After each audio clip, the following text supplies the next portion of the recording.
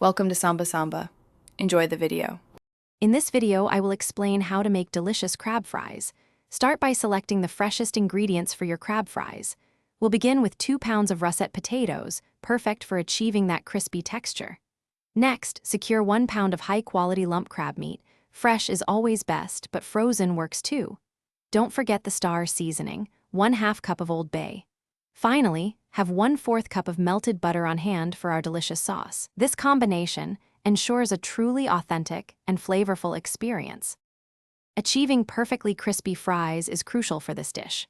First, slice your russet potatoes into uniform 1/4 inch thick sticks. Then, soak them in cold water for about 30 minutes. This removes excess starch. After soaking, pat them completely dry with paper towels. This step is vital for crispiness. Finally, fry them in oil heated to 325 degrees Fahrenheit for 5 minutes, creating a par fry.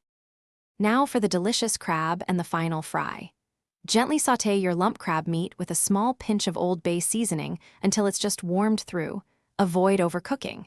Next, increase your oil temperature to 375 degrees Fahrenheit. Fry the par-cooked potatoes again until they are beautifully golden brown and wonderfully crispy. Once done, carefully remove them and drain any excess oil. The moment has arrived to assemble your incredible crab fries. Arrange the hot, crispy fries onto a large serving platter. Next, take your 1/4 cup of melted butter and drizzle it evenly over all the fries, ensuring every bite gets some richness. Generously top the fries with your warm, sautéed lump crab meat. For an extra kick, sprinkle a bit more Old Bay seasoning to your liking. Serve immediately and enjoy. Thanks for watching. Consider subscribing if we helped you.